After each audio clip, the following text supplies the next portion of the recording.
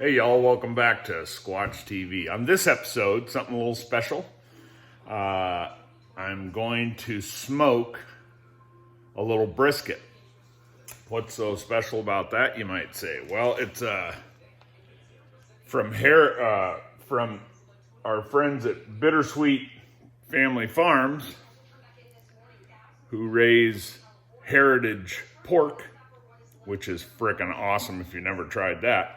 Well, they had a couple of Highland cows, or one or two or something like that. Anyways, I was fortunate enough to get a little brisket off of one of those Highland, do you call them Highland cows or Highland beef?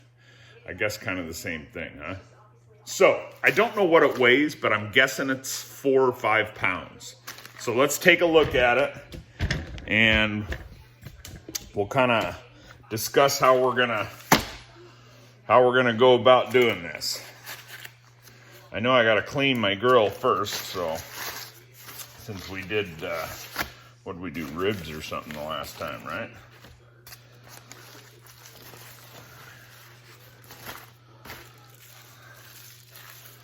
Let's see what we're gonna be working with here. Probably not gonna do a whole lot of trimming on this guy.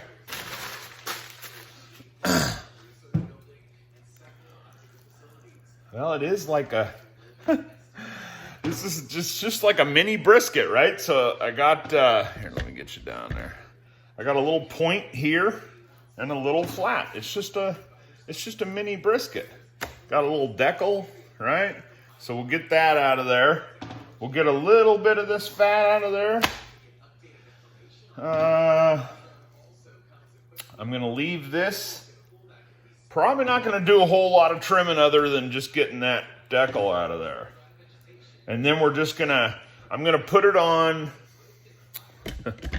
now that I've dirtied myself up. How's that for video, huh? You like that? That's Squatch video right there. So what we're going to do, I'm going to set the smoker up at 170 degrees. We're going to throw that fat side down on the top rack in 170 degrees until I get to an internal meat temperature of 125. Once I get to that, then I'm going to bump the pit temperature up to 225. And really don't know about wrapping at 165 or anything like that yet. Since I've not cooked one of these before, I'm going to just take it as it goes. I'll take a look at it at around 165. I think what I'm going to end up doing is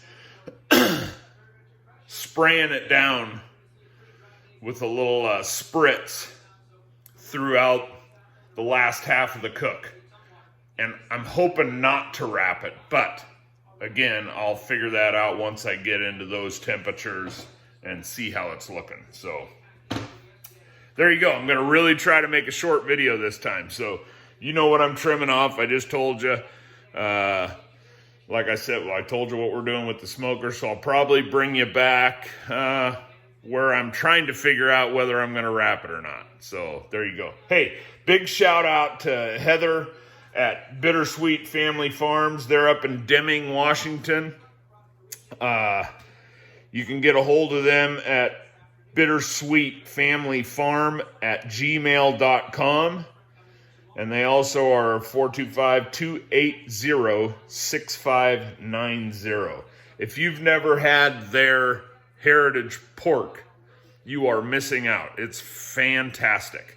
So really, I know I say that about everything, but I don't really. It's fantastic. Today's gun of the day, the CZ97B in 45 auto. Isn't that just gorgeous? Man, oh man. Isn't it pretty? Yeah. Pretty nice. Pretty nice. I only got a couple of CZs and I like them both very much. So Okay, we'll bring you back in a bit. Hang in there. Okay, I didn't show you what I was going to use for the rub. I'm not going to use a bunch of different spices. I'm going to go kosher salt, black pepper, and just a touch of celery seed. So what I'll do is just hit it with some olive oil, right? For a good tacky surface. Get a little bit of kosher salt down there. Forget to get your edges. All right, you've seen me do this 100 times. Black pepper.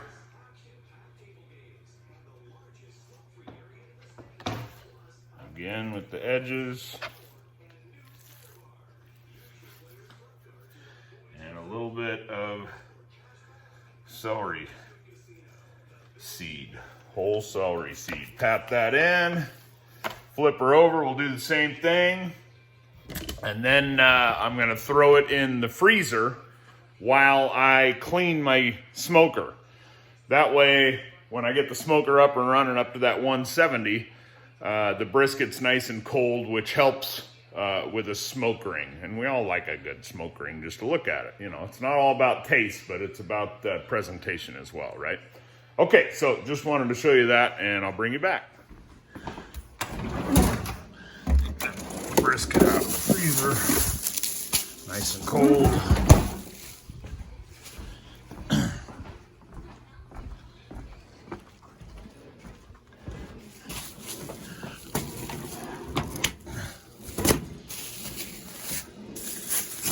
Get her unwrapped. And like I said, I'm gonna do fat down. I have a pan in there, a little bit of water in it, about a half a cup, maybe even a quarter cup. So there you go. Fat down. I'll stick a couple of probes in it in just a minute, and I'll show you how we're doing our spritz. Okay, let's make up this spritz that I'm gonna make. I'm just flying by the seat of my pants here, so there's no recipe to it. But what I'm gonna do is we're gonna do 2 cups of water. I got some of this dry broth-based stuff. You can use cubes, you can use liquid broth. I'm just trying to get that little bit of broth in there, and then I'm gonna put in some Rainier Foods Pepper Paradise. I absolutely love this stuff, so we'll put in about a teaspoon of that. Okay. Now that's got some bigger hunks in it, so it may end up clogging the pump sprayer, but we'll see. I'm gonna add about a half a teaspoon of Worcestershire Worcestershire powder.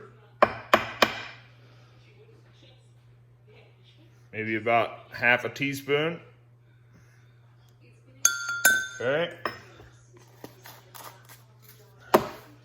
And then I'm gonna add just maybe a quarter teaspoon of fine salt. I have a bunch of salt that I ground up fine. So just a quarter teaspoon of that, maybe a half a teaspoon. Okay, and then my secret weapon that I use sometimes is a little bit of liquid smoke. And when I say a little bit, let's see if I can get this.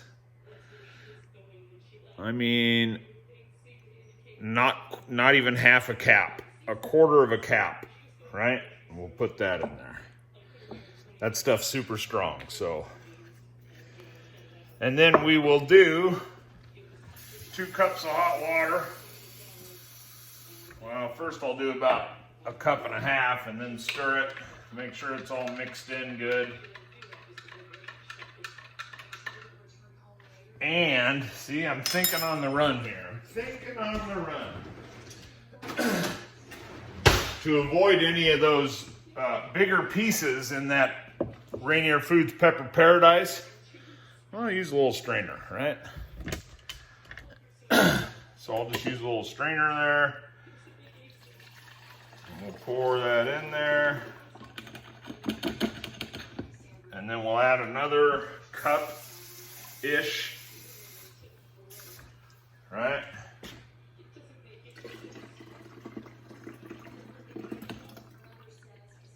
Yep, that worked good. Then if you want to just kind of press down anything. Yeah, that worked really good. See, you got the bigger chunks left in there. And that's it, my friends. Get yourself an orange pump sprayer, you'll love it. And that's what we'll end up spritzing our, we'll be spritzing our Bittersweet Family Farm Highland beef brisket. Man, that's a lot of words. All right, see you in a bit. All right, y'all. Looks like I got an internal temperature 135 in the flat and 126 in the point. So I'm gonna bump the grill up to 225. And I'm going to give it a little spray and show you how it looks. Oh, it's looking great. Yep. Looking real good. So we'll give it a little spray down.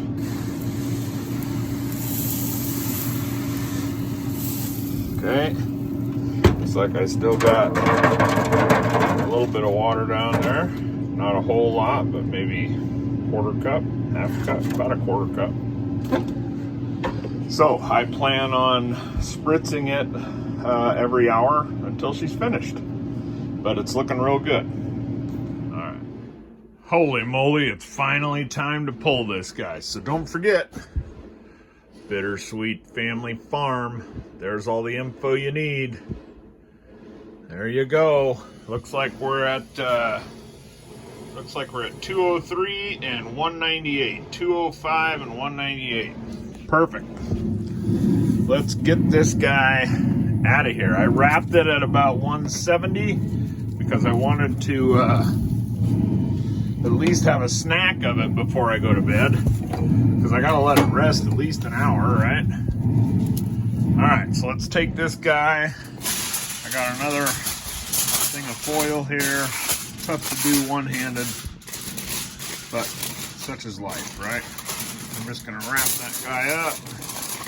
Doesn't have to be super tight since we're just resting it. All right. And then let me show you what we're gonna do here.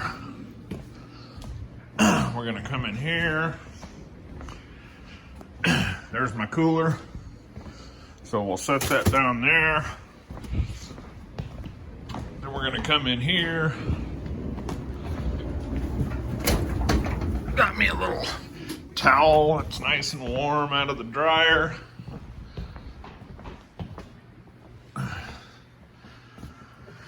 And we're gonna wrap that guy up. Ooh, she's hot for sure. We're gonna wrap that little feller up in a towel. There we go. Put it in the cooler. There you go. Let it chill for at least an hour, hour and a half, and then I'll bring you back for the slice. All right. Okay, y'all, almost forgot that nice pan we had underneath the brisket. That's all good stuff, the drippings from that brisket. So what I'm gonna do is scrape a little bit and pour that into a measuring cup, and then I'll just keep it aside. So if the brisket's a little dry, then I can use this to kind of rehydrate it a little bit. Not sure how it's gonna turn out, so you always wanna have a little backup in case there is a little bit of, in case it's a little dry. So there you go, just wanted to show you that real quick. Looks like we're gonna have a fantastic sunset out there tonight. So we'll bring you back when we are getting ready to slice that guy up. All right. Just a quick plug for Inkbird thermometers.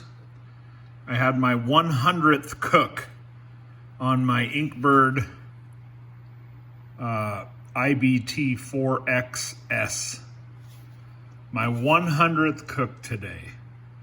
Still have all 4 probes.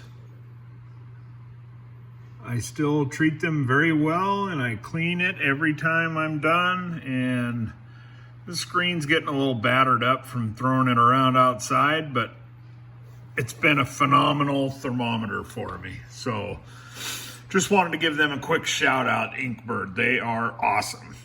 Okay, almost time to do the slice. All right, y'all, let's get this thing sliced up, huh? I'm kind of tuckered out. Of course, it's early, but wow, it's almost 9 o'clock.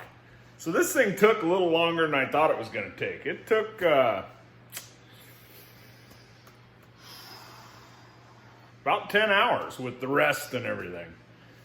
But I did, as you saw in the video, I started it at a low temp. But I hope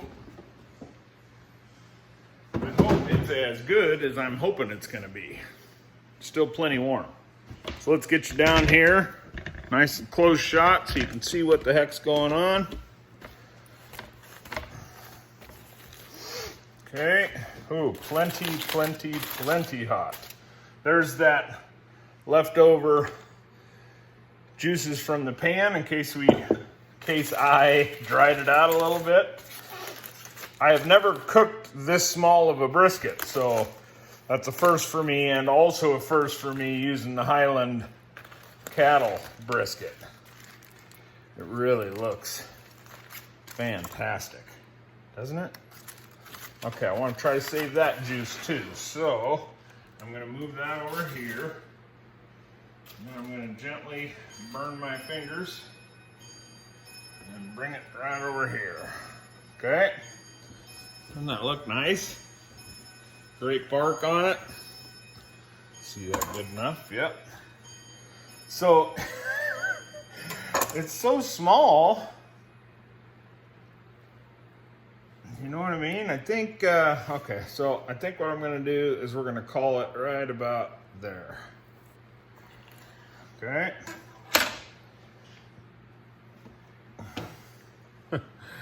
Would you look at that? I'm not going to squeeze all the juice out, but you can see the juice, right? Great smoke ring. Let's bust out some slices on the flat here real quick. See if we can't still make this video some. I just don't know what my problem is. I cannot make a short video. Just doesn't work for me for some reason, right?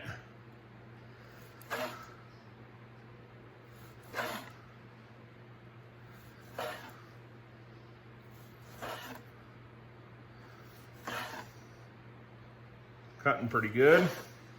Feels a little bit tough, but we shall see. It sure looks delicious. And the dog woke up. Should we see what a slice looks like?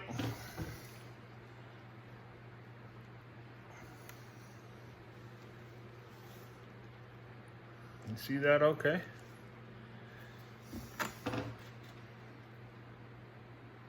That's not as tender as I'd like to see. It's gonna have a tougher pull. Could have been a little more tender, but that's okay. I'm guessing I'm gonna take one of these ends here for a little taste test. Plenty juicy. Delicious, really delicious. So there's my little point. Maybe I'll make a couple of burn ends. What do you think? A couple of the old redneck burn ends.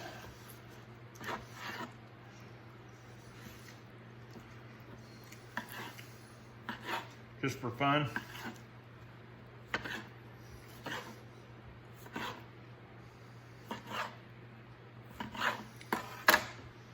Those look fantastic.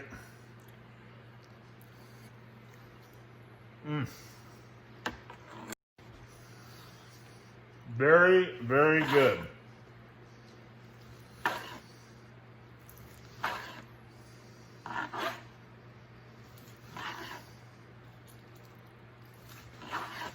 Tried to get my finger there.